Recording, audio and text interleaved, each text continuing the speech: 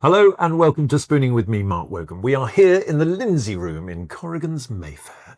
And Simon the chef and my good self have been cooking up my guest today some very, very special items which I will be serving them. Some with a blindfold and some without. But who is my guest today?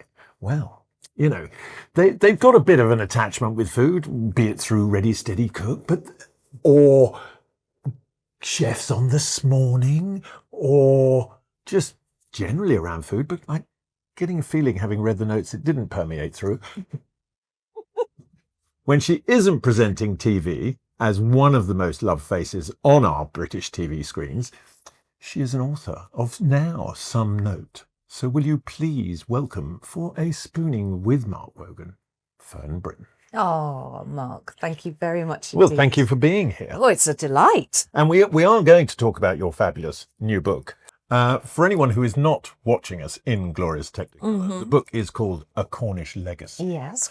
And, you know, it's another one of your books from Cornwall, isn't it? Yes. Yes. But we'll touch on it more later. I want to talk about you first, if that's all right. So, you know, we both grew up watching each other's dads on TV. We did. You know, your dad in Robin's Nest. Yes. And my dad just anywhere Oh, and Blanksy everywhere. Blank, the Wogan Show, whatever. I mean, he was everywhere. He was everywhere. And very sorely missed. Very sorely missed. I mean, obviously, I could have done without it at school. Was that the same for you? No, not quite, because I didn't grow up with my father. Right. He left. He left before I was conceived and then whipped home for a visit, and then I was on the way. So that's quite interesting. Interesting approach. Yes. And but I mean, he was always sort of in the background, and at school, if he was on television doing something or other at school, I'd say, "Oh, my dad." And they go, "No, well, why isn't he here? Why don't we ever see him then? You know, you've made him up." That was a bit tricky. Well, that was always the thing. I mean, the question I got asked always, because obviously I've got a weird surname, any relation? Ah, yes. And you'd go, well, yes, he's my father. Yeah. And then you go, no, he's not. And you went, all right, he's not. Well, is he or isn't he? Oh, make up your mind. Would you want him to be or do you not want him to be? Is that kind of thing? Yes. And obviously Britain and the spelling was quite unique as well. So was that something that happened to you with that any relation question at all? I don't remember that. No, I don't. But it was just one of those just a strange thing, really. But you were educated at Dr. Challoner's? Yes. So did you grow up in Buckinghamshire as well? So whereabouts did you grow up there? Well, not far away from where you were. So I was born in Ealing, West London, and then you just drive down the A40, which is now the M40, and turn right to Gerrard's Cross. That's where I grew up. Very nice part of the world. So I did a bit of growing up there, and then I think, putting it together in my mind, my parents must have divorced. Because that was a house, it was a nice big house, because my father, I think, bought it because it was very close to Denham Studios, Pinewood, everywhere. Ealing Studios, the BBC, you know, everything. So he had that house, but never lived in it. And then I think they must have been divorced when I was about 5 or 6, I don't know. And then we moved to Chalfont St Giles and lived in a tiny little house, which was lovely. But it is sort of, recently we had the lovely Chesney Hawkes on as a guest. Oh, yeah. And we talked about how that area, the sort of Thames Valley celebrity massive that sort of is, you know, I mean, you're falling over household names. Yes, yes. You know, but one of your earliest childhood memories when it comes to food was being fed one of these in the bath, which is a bacon sandwich. Look at that. You've also expressed, because as all the guests do, you fill in a form before coming on of your food loves, food hates, that really you're about, which I find mildly distressing as someone coming from a cook's background, that you're all about the condiment rather than the food. All about the condiment. You share that with my brother-in-law, Henry. Yes, it's like, well done, Henry. Would you like some mayonnaise with your, would you like some food with your mayonnaise? So I didn't know which way you'd go with this. So one half is brown sauce and the other half is ketchup. Which way would you have gone? Or have I got it completely wrong and you would have had marmalade? Well, some people do. Do you know the way I really like a bacon sandwich is not like that. It's just butter. Really? Butter with the bacon. Oh, sorry. But I mean, there's lovely Irish butter in that. But it's the best bacon. Because it's Richard Corrigan's. But look at that. Yes, it's good bacon. that is streaky bacon, Yes. and that's the key. Yes, it's got to be streaky bacon. Can I? You can. It's yours. Just munch away on it. Oh, well, I mean, I'm very I am a brown sauce person, but I'm a little bit poncy because I will go brown sauce with a little bit of Grey Poupon Dijon mustard with it. Really? Yes, it's a very good combination. That's interesting. Yes. You see, look, Oh, my straight goodness. in. Straight. See, I chose the brown But sauce side. you got fed these in the bath? Wasn't that genius? It is. Because I suppose it was like, get her washed and dressed and into bed. Now listen, I've got something else. Why not get in the bath? I've got something else for you down here to wash that down with. And seeing as it is that time of day, it's a Bloody Mary, which you listed as one of your all-time favourite drinks. So there's vodka in there? Yes. Yes. It's not acting. No. We don't pretend. All the food and beverages on Spooning with Mark Wogan are real. If I had this at a dinner party, I'd And be so edible happy. as well. Unlike some of the stuff that you would get put up in front of you, say, on Ready Steady Cook. Ah, yes. Or, Oh my gosh, that's good. or on This Morning. Yes. Because I did a little bit of chefing on This Morning in my time. Did you? Yes, when Richard and Judy were at the helm. And, I mean, not that I did. Everything I ever put up was highly edible. But, you know, you see it. And from a cook's point of view when you're watching, and you look at the presenters and you think, oh, dear God, they're not actually going to have to eat that, are they? Well, on This Morning, I can honestly say everything was edible. Yeah. Doing Ready Steady Cook, chicken takes a little while. A little longer than you've got on Ready Steady Yes. Cook. And also they used to play tricks on each other as well. Oh, the chef So, did. I mean, I remember, do you remember Kevin Woodford? So I remember Kevin, somebody swapped salt for sugar, which was seemingly a trick that they would play on each other. That might have been Anthony Worrell Thompson. He was the biggest trickster. Was he? Yes. And him and Brian Turner, they would, I can't remember who did it now, but when we went on set and actually started, one of them had already been round and turned off all the water, the electricity and the gas and everything. So they were like, oh, I was trying to cook and it had all gone wrong. Yeah. Nice boys. Yes. Nice boys. Sweet. But let's go. Because you went, first of all, you went to follow in Dad's footsteps, didn't you? And you went to Central. Yeah. Studied drama. Well, I did go to drama school, but not to be an actress, not to study drama, to be a stage manager. And in those days, I had to get the form for an interview signed by my father, which was hard because he was in London. Yeah. And so I had to post it to him, and then he came back saying, oh, you should be doing the acting course. I'm going, no, I'm not an actress, and I'm only been told to try for stage management because this careers mistress has looked at me and just went, and she'd known me for all the years I was at school, looked up at me and went, well, your father's an actor, I suppose you want to act. Well, have I been any school plays? No. I think it was to go like, yes, just let her pipe down just in case, you know. So I didn't do anything for school plays. So you weren't particularly academic, or you? Well, I was academic enough. Yeah. But probably not enough to go to university. So I was sent off to this interview at Central School, Speech and Drama, which is just fantastic. Got the gig, and then my father's going, well, darling, you should be a director. No, I don't want to be an actor. I don't want to be a director, although I'd have liked it in the end. That was quite good. And I became a stage manager. So I toured plays up and down the country and into the West. Because you were involved in a theatre group in Cambridge, weren't you? It was called the Cambridge Theatre Company, yes. which meant it wasn't attached to the theatre in Cambridge, the arts. It wasn't attached to the Cambridge Theatre here in London. Just had a good name. And we lived in Cambridge. Okay, yes. fair enough. So that was that. But it was very good.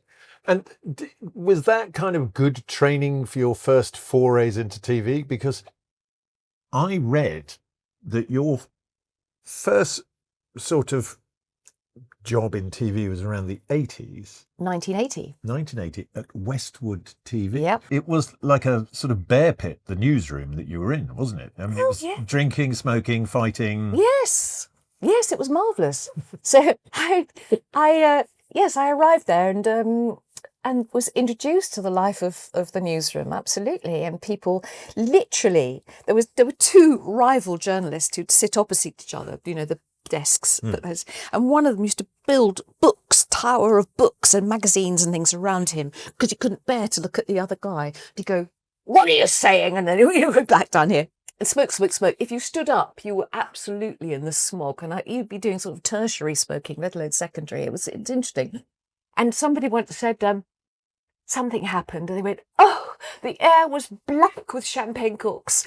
You know, it's just literally. And Peter... So it was basically like the series. And Peter Cadbury would drive in his very sproncy car and just throw it in the car park and, you know, block everybody else in, didn't really matter. Would walk into the bar, order drinks for everybody, then put some money in the fruit machine and always win the jackpot. It was just like that.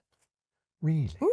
I mean, but he was definitely what one would describe as swashbuckling in every sense. In every sense. A swordsman? Yes. That's the other phrase. Yes, exactly. Yeah. Exactly. Or I think as David Coverdale of Whitesnake had a different word for it, but there we go. Ah, shorter? Yes. Yeah. Yes. Or not in his case, seemingly. But so you started Westward TV. Yeah. And then you get the gig as the youngest newsreader ever.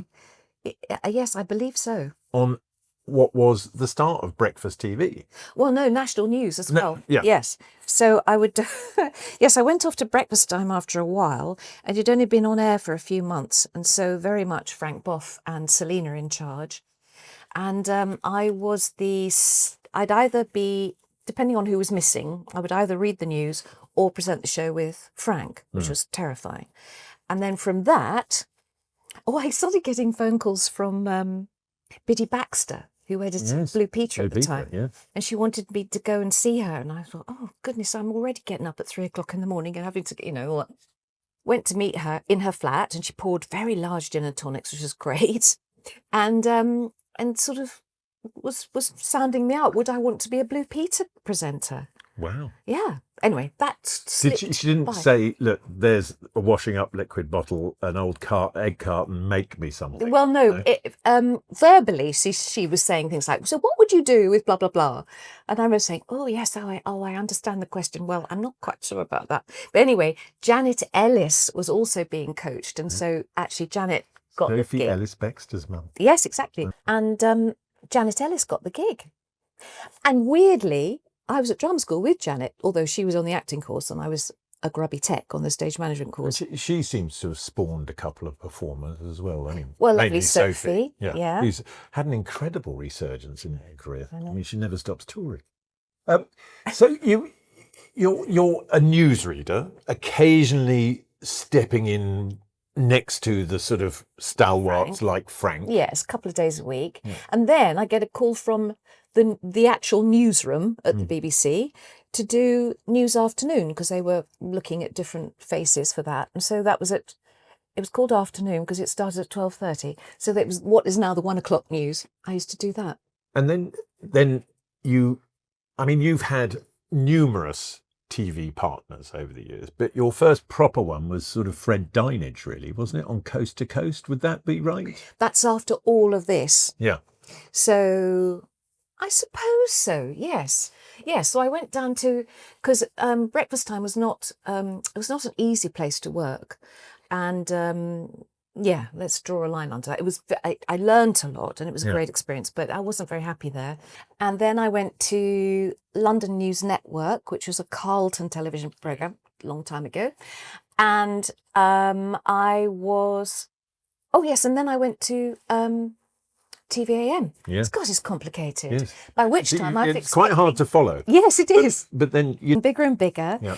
And because I had some problems and I had to give up work or start maternity leave, although you don't get maternity leave when you're a freelance. No. There's none of that. You don't get holidays, you don't get sick pay, you don't get anything, which is fine. That's the choice I made. So I had to leave work early for the sake of the boys, the pregnant twins. Well, it was a very precious birth because, like us, you had them via IVF. Yes, our Harry is an IVF baby. How lovely! Yes, congratulations. And so you've had the twins. So then I had the babies, and I simply wasn't invited back. That was that. I was done, finished. And do you think that's because, I mean, look, because we're not talking 100 years ago here. I mean, that's the extraordinary thing. It's Just that over 30. just over 30 years ago. It's like, oh, she's done. Well, Yeah. you know, they just, you know, you do take it on the chin. That's the thing. When you're freelance, you're just lucky to be in the work, lucky that you can also escape the work because you're not under an actual contract, so to speak, and that these things will happen. But I was under no illusion. I know, but you bounce back, and you get Fern after 5 on cult, and then you've got Oh yeah, I did get postnatal sacked there. depression, Yeah, and you yeah. got sacked again Yes, I for did. frying on air. Yes, yeah, I did. Oh, there's a bloody woman crying on air. Get rid of him. I know. Yes, I was working with a producer who really didn't. He wanted another woman in there, and I know who it was. And I'm not going to discuss that. Oh, but, come on. But no, I'm not going to. Another presenter, famous at the time, it went in. But yes, we had this incredible story of a woman who.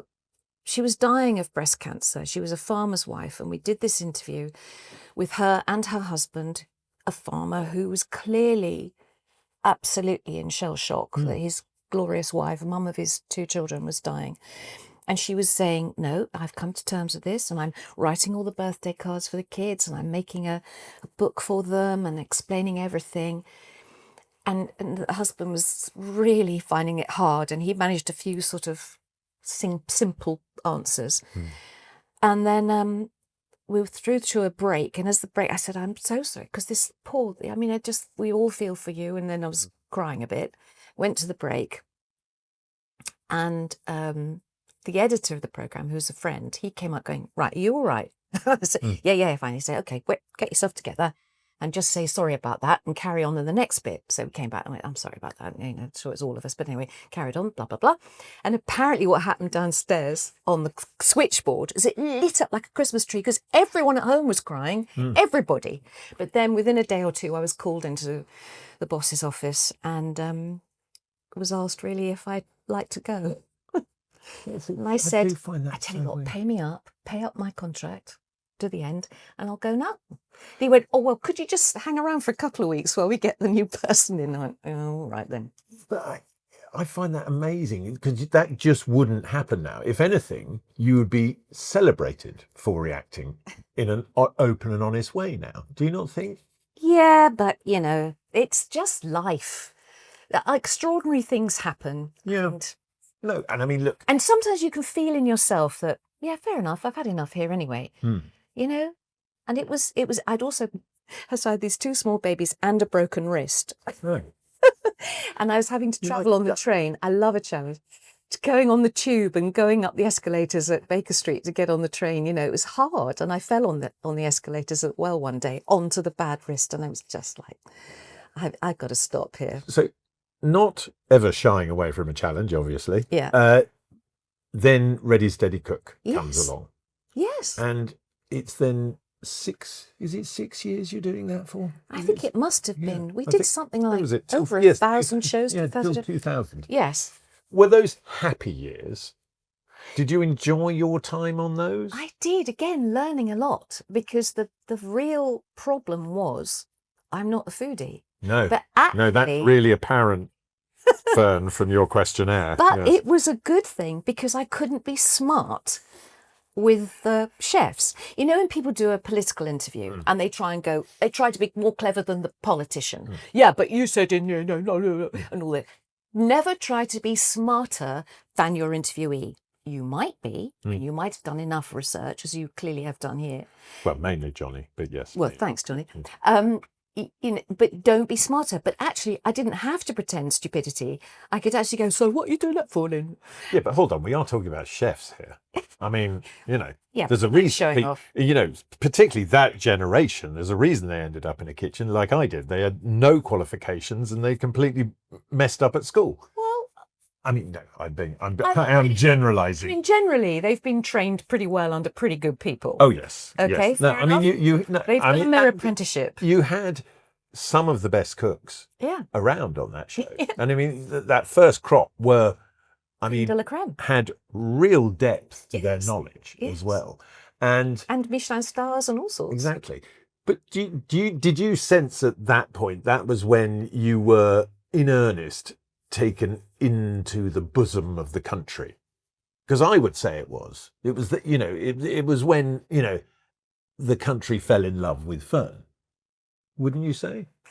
I have no idea. I know that whenever I went out for lunch or dinner, Yeah. at some point, what would come from the kitchen is not what I ordered, Yeah. but a packet of noodles, a tomato, and a duck leg. Go, there you go, that's your tenner. Do what you do. And hilarious. And all children, sort of preschoolers, could count backwards from 10 to 0 because that's how we counted, and everyone would. And then walking around the supermarket, having my basket inspected by people. What have you got? What have you got? I'd probably have 2 litres of scotch and 6 months worth of Tampax. I don't know. It could be anything, And you go, yes, and be a bit embarrassed.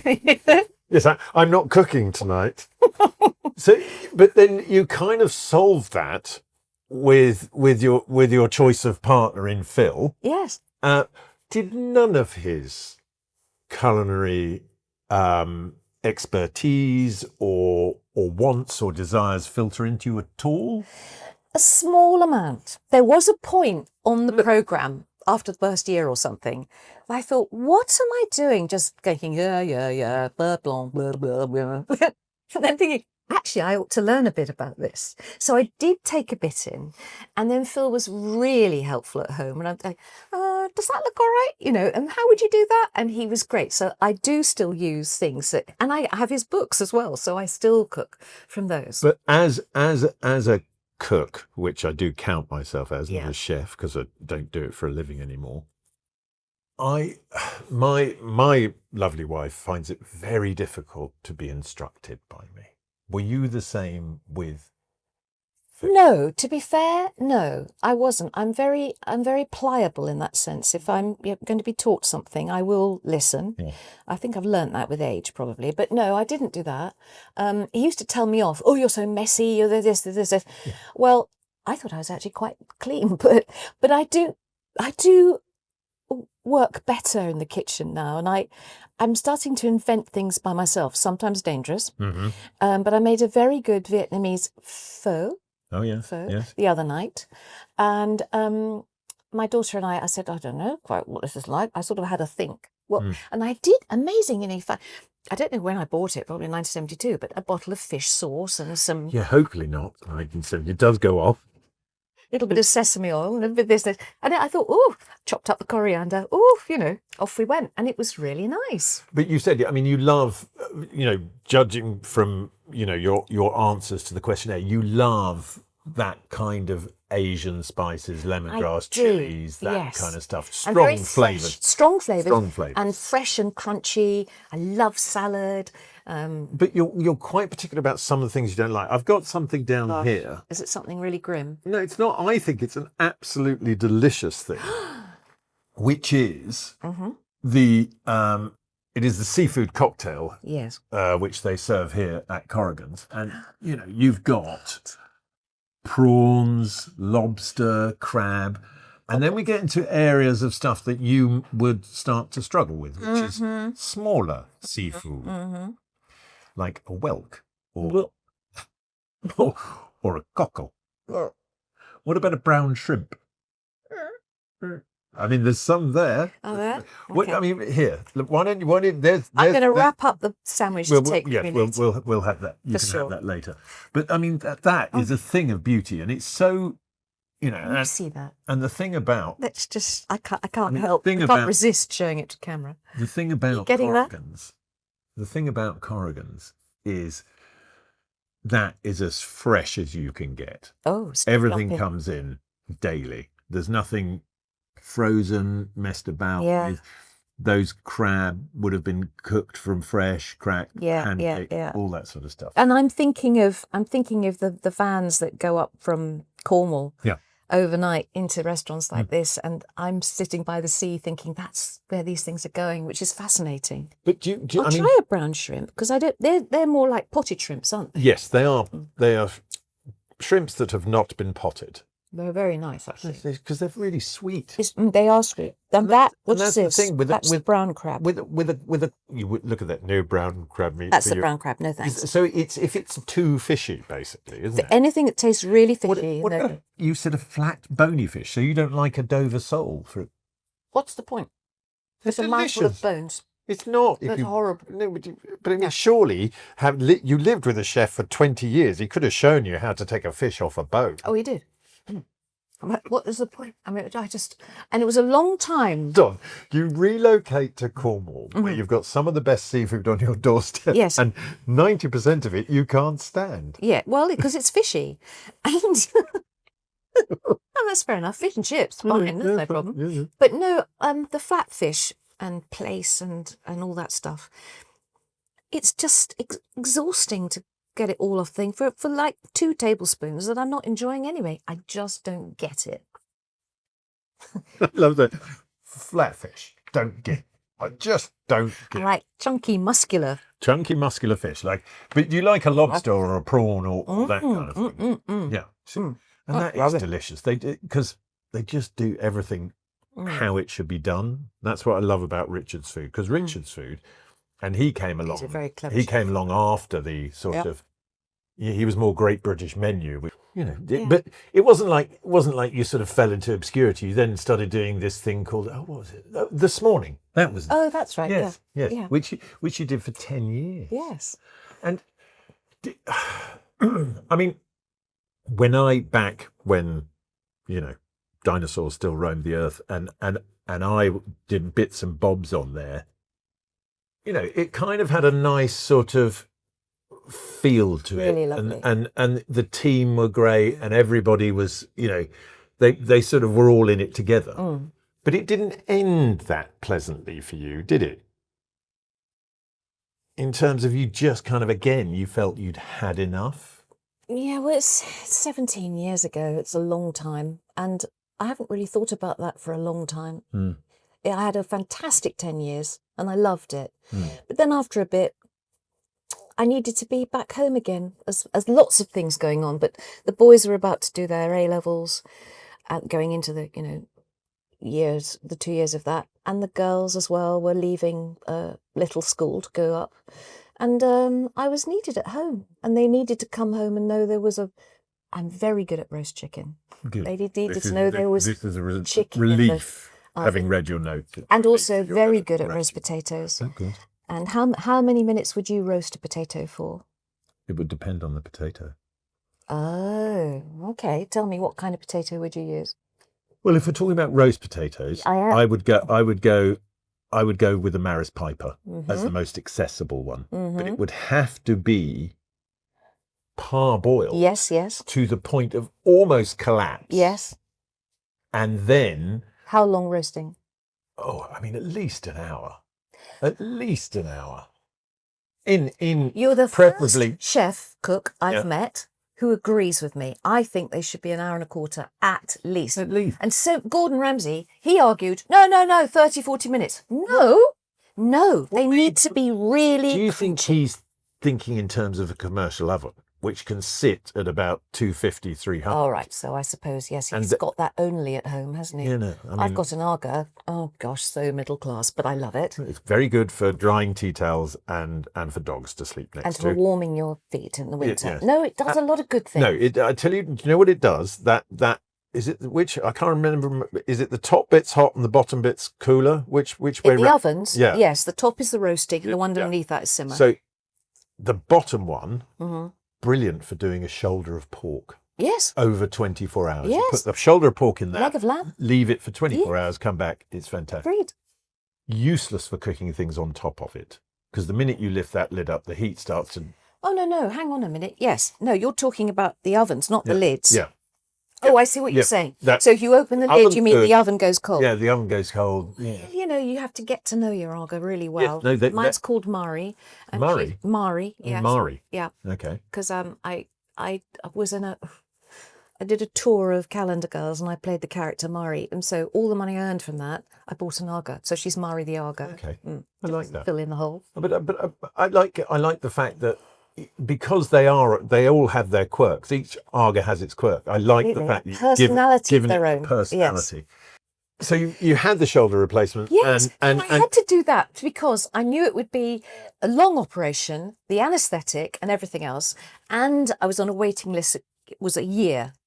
So, and he told me that, the surgeon said, I'll do you in a year's time. But I mean, you'd done Strictly before, so it wasn't like you were kind of, desperately out of shape. I mean, I've always been very fit. and I've always been, I've cycled everywhere around the world, literally. And I've cycled John O'Groats to Land's End and helped raise a lot of money for Robert Winston. I worked for his charity for a long time. I have a thing which is particularly about celebrity authors of a children's book nature, where some of the guys are brilliant at it and others are just like, I wrote a book. But you have moved to Cornwall and essentially become a proper author. And That's nice to hear, thank you. And a #1 best-selling author. Yeah, I'm afraid as so. well. They've all been Sunday Times bestsellers. I know. Do you think that's because they're good? Well, because you strike me as say that. but you strike me as someone who doesn't quite believe it. No, I don't always, but I'm beginning to think. And before my mum died, she obviously would read them and sometimes say to me, it was a bit confusing because you have to sort of change time, and I often think about her, and the one that was actually about my grandmother, my mum's mum, which was called Daughters of Cornwall, that was the one that made #1. And I just wish she'd have read it and understood that, because she'd have loved that. And actually perhaps would have gone, oh yes, because, she was in it. But I mean, your publishers must love you. I love my publishers. I love my publishers. I really do. It's a mutual. No, I mean, this is book number 11. I know. And so you were saying before, you sit down at 9 o'clock every day. If I'm being good, that's the essence. If you're being good. So you'd never write in the afternoon? No, I'm a morning person. Right. Definitely. So, and 9 o'clock, you see, when the children were at school and I was writing, that was the moment when the house was quiet, everything was done, the dishwasher was humming, washing machine was thrumming. But when did you start writing? Because obviously it's not a skill that, I mean, in my experience of it, I have sat down and I have tried to write on a number of occasions. And the word discipline keeps coming up. I'm not great with that. You're obviously quite disciplined. Well, it's a graph that's a bit wobbly. Yeah. Nothing's perfect. No. And, that's the way it is. But I knew that I had to get 4 children through university. And so when I was first offered the chance to write a book, and also I wrote my autobiography that came first, and that went quite well. And then another publisher, HarperCollins, asked me to write a novel. And I was very heavily guarded and looked after and, got that process going. I was given very good advice. And the one thing that I always think about is, she said to me, once you've written the first sentence, don't go back. Because everybody wants to write the cracking first sentence, like, it was the best of times and the worst of times. I don't know who wrote it. Which one of you bitches is my mother? All of those things. Good opener. Yeah. Solid opener. Solid opener. And she said, but don't do that, because you spend 3 months fiddling with the first sentence. Write on. Just keep writing on. Because surely before, I mean, the way I would approach it, which obviously I haven't even written a whole book, is I would know what the plot was. Yeah, well, yes. Before you start. Oh no, yes, you've got a plot. But I mean, look. If we look, should we do a spoiler? If you wish. Should we do the first line? Yes, go for it. It's a cracker. Yeah. She has returned. She is on the road, nearing the gate, nearing my crumbling walls. But tell us a little bit about this one. Okay, it's about a house in Cornwall. It's a grand house. It's one of those ones. It's actually in my head.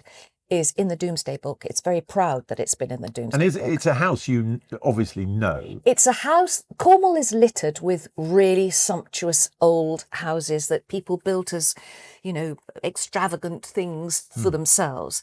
And some of them are in rack and ruin now, and some of them are being done up, and some of them are forgotten and lying behind ivy and trees. But it's like that. This house is very old. In my mind's eye, it has about 12 bedrooms. It sits in about 200 acres of land. It has farmhouses that are falling down. It has barns and outhouses and a gorgeous skeleton of what was a once, you know, perfect garden, a woodland and a walk down to a beach, got its own beach. I mean, it's fabulous. A drive that takes 10 minutes to walk down. It's lovely. But, you know, because you are now a resident of Cornwall. Yeah. I mean, and would you, obviously you haven't been there long enough to be viewed as Cornish yet. Well, I've had a house there for 20 years, and when I first... I still don't think you're Cornish. I mean, would the Cornish call you? Oh, no, and I don't call myself Cornish. No. But they've, you know, been very warm to me. Yeah. But all the books are sort of Bits of Cornwall. littered with experience. Who is Cordelia? Cordelia, she Cornish born, Mm-hmm. and she finds, as you know, when she's growing up, she's got an aptitude for hairdressing, and she gets off to London, and she becomes a very famous hairdresser. And you know how hairdressers always wear black, and she just ends up always in black. She only ever wears black. I mean, it is easier. It is easier, but you know, I have my black periods. Me too. I live in colour, but I wear black. She sort of loses herself a bit because she gives herself up to her job and her clients and looking in the mirror. She's only ever looking at the client, never herself. And she's a bit lonely as well, and she finds a guy. But so, because obviously she's Cordelia, but she's Delia. Delia, yeah. Right. Named after my cat, one of my first cats. Because that was what I was wondering, because obviously a little known fact is your middle name is Philomena. Yes. Which is quite a mouthful.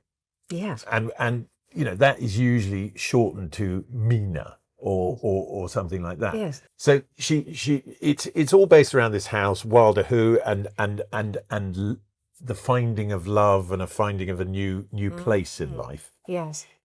Has that been your experience? Yeah, a lot of people have asked me that, of course. And I think it's always about write what you know, but this is fiction. That's all I can tell you. Okay. Yes, you know, she loses her job, her marriage, her house. She ends up in Cornwall, which is sort of what's happened to me in the last few years, but it's fiction. Yeah. Okay, because obviously, you know, you would have to be blind and arguably stupid not to draw comparisons with what has happened in your life. And everybody does. It's the way it goes, because how are you going to think of things otherwise? And also listening to other women, listening to other people. There's lots of times people come to me and say, well, you should put this in a book. I'm going to tell you this. You think, well, I can't, darling, because you'd go, well, that was me. How dare you? You can't do that. But so she turns this fantastic house into a wedding venue, essentially. Yes. And It's still a bit scruffy around the edges, but it's a bet that she has, yeah. And is that another sort of, that's not another sort of string to your bow you're looking at now, because of all these sort of derelict houses all over. The next series we're going to see, because we've got to talk about your new series as well that's coming up on ITV. But you know, renovating in Cornwall with Fern. Yeah, well, with that, actually, what a jolly good idea. Good. I've had to do a few renovations in where I'm living at the moment, and it just takes forever. Cornwall is really very, they could say directly, like, oh yeah, I'll do that directly. Directly. Which is Cornish for manana. Exactly. Yes. So it's either, because you get excited and think, oh good, that's going to happen tomorrow. No, it means next week, next month, next year. It could be any time soon. Any time. Well, I tell you what time we have got to. The end. No. Oh no. Blindfold time. Oh. Don't tell me you forgot you were going to get blindfolded, Fern. Come on. Come on. You know, you like a challenge. I thought you were going to say I like a blindfold. Well, I mean, I don't know. I did in the Big Brother house because it's good to sleep when the lights were on. Sleeping without it. That's Right, sure. exactly. Right, go on. Right, so now we're going to have your... If it's goat's cheese, I'll kill you. No. Well, do you know what? If it was goat's cheese, you'd share that with the Appleton sisters, who Good. one of them literally puked. Yes, But there we go. yes. So here we go. Here is your first spoon, and you're going to have to open wide. I will feed you. Are you ready? Yeah. Here we go. Open wide. There we go. Tell me, what have you got? They didn't really take the mouthful there, Fern. I mean, I got some quite nice sauce. yes, yes. Little bit cheesy. Well, little bit I wouldn't go. coriandery. Yes, yes. Oh, But you haven't really got to the meat of it. Okay, I could feel there was something missing. Go on, another little go. Go on, just there we go, just the edge of it. There, delicate lady mouthful. There we go. Oh, no. Oh, okay. I need to spit that out. Here we go. Spit that up. Here we go. Certainly something goaty. Well, no, it's very meaty. It's something. Take the blindfold off. Gamey. That is my tagine with. And you said you hated yogurt, but the yogurt you liked. Oh, did I say I hated yogurt? Yeah, sour yogurt. I did a lime yogurt with coriander there. Oh, well, actually, that was acceptable. That was acceptable. The rest of it wasn't. No. Can I just say, you're not a first spitter. Good. It's good, yeah. Good. But no, I'm disappointed there. I haven't changed your mind. No, darling, I'm sorry. But I liked the yogurty, minty coriander lemony. Lovely, yeah. No, I mean, I went to hours of trouble with that and you hated it. Don't go all sulky. No, fine. Why don't we talk about Inside the Vets instead? Good idea. So this is you back on ITV. Yes, ITV1. Oh, lovely. But you've got another TV partner in Vet James. Yes, James Greenwood, who is the vet for Morning Live, BBC. Yeah. Yes, and this is working in a vet's surgery in Bristol, in Henleys. It's called The Grove, and it's run by a married couple, Amy and Andy, and they met at vet school. And James was at vet school at the same time, and the three of them became great mates, and now they work together in the vets. Because I mean, it is like any kind of medicine, or it's very vocational. I mean, it's not like because Absolutely. Almost more so than their relations, people's concern for their pets is quite something. So it's like if they want their pet treated, you need to be available. Yes. And it's been proven, I think, by 65% of people questioned who had a pet found it as exciting as having a child, maybe a bit more. No, we have lots of pets at home. Do you? I still love my son more. Fair enough. Depending on the day. But what have you got? What animals have you got? Well, I've got Murphy, who's an Irish wolfhound. Lovely. I've got Misty, who's a lurcher. Lovely. I've got Sylvester, who's a black cat. Nice. And then there's Sonny, who is a cat, but quite frankly, just a pain in the arse. Because? It's just dreadful. Moody just has this whole thing. I'll give you his morning routine. Right? His morning routine is he stands at the door and goes, which is rubbish, meow. You let him out. He goes down to the gate, chews on some grass, comes back in and throws it up on the floor. Yeah, that's fine. The opener. What your pets? 3 cats currently. Yeah. And there's Lady Silky Paws. She's 10. She's the oldest. Oh, 9. I'm sorry. She's 9. Gosh, she'd be cross if I got that wrong. Phew. And then there's Dr. Ian Mackerel, who's coming up for 4. And Barbara, who's just turned 2. Now, is there a danger that you are turning into the crazy cat lady from Cornwall? Absolutely. Good. Yeah. Good. It's my absolute. But was this fun to do? Because obviously you have a love of animals. Great. Yeah, I do love animals. So you're in the premise of Inside the Vets. Fern Britton Inside the Vets starts July the 5th. July the 5th. At 2:00 in the afternoon. So it's perfect. Yeah.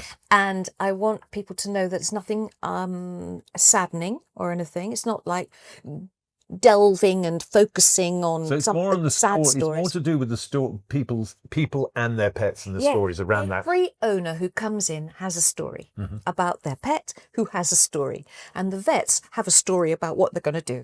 And so it's excellent. And I was in all the operations. And Were you assisting?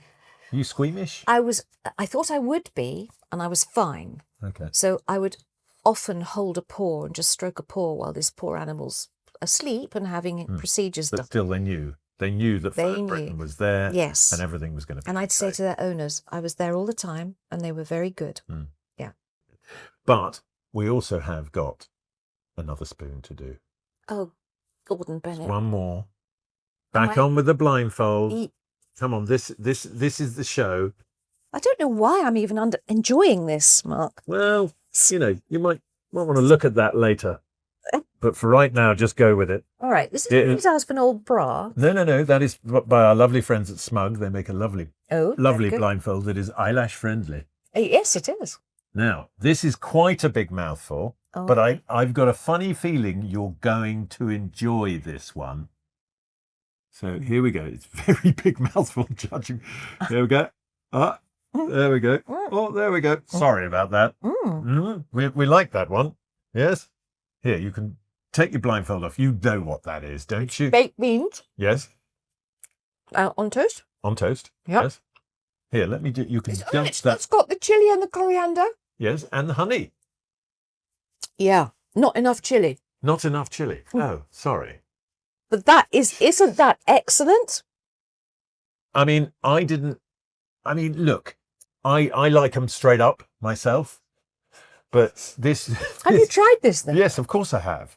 Did you like it? It's a kind of extravagant. I've got a little present for you, actually. Oh, how lovely! Off the back of this. So Maybe it's a trip to the hairdressers. Get sorted out again. This is Fern's invention, which is baked beans on toast with honey, chili, and coriander. So that's the go-to. Put the beans in the pan, get them warmed up, shake in chili flakes to taste, enough honey that goes for a whole tin, and then chopped up coriander at the last time, and stir it up. I mean, look, it is a nice combination. I prefer them straight up, but I've got your little present here, which could make it easy for when on the road, which is hot honey. So you've got the chili in the honey already. Oh, I've been reading about this. Very good. Is it Scotch bonnet infused? It's very good on when I like to have that is a Monte Cristo sandwich. Now, a Monte Cristo sandwich is ham hock, cheese, and gherkins. Ham hock, cheese, yeah, nice. And then you dip the whole thing in beaten egg and fry it in a pan till everything melts. Wow. And then you drizzle the hot honey over it at the end. Okay, I'm going to have to try that. That's Is it going to blow your bonds off? No, shouldn't. I think it's got a nice heat, but it's not crazy. You probably like it a bit spicier, don't you? That's very nice, though. It is good. That's yours to take home. Well, thank you. Obviously, before you put it in your bag, do seal the lid back up again. Thank you. Safety at all times. Now, your book is out now. Yes. To buy. Yes. The Cornish Legacy. Yes. It is fantastic. Congratulations. Thank you. On the 11th fantastic book. Just slow down, will you? Because you're making the rest of us look bad. And obviously, Inside the Vets is out on the 5th of July. Yes. Excellent. At 2 p.m. on ITV. Yes. And you can see Fern back on your screens there. But until then, and until next week, that is all. A big thanks to Simon Woodruff and the team here at Corrigan's Mayfair. And of course, thank you for the lovely use of the Lindsay room. And we will be back next week with another very special guest. But a massive thanks to Fern for taking part and being so brave and eating stuff that she doesn't necessarily like. If you like what we're doing, you can find us across socials, TikTok and Instagram and everywhere else by searching Spooning with Mark Wogan. This can be viewed on the Virgin YouTube channel. And of course, the podcast is available wherever you get your podcasts from. But until next week, stay beautiful.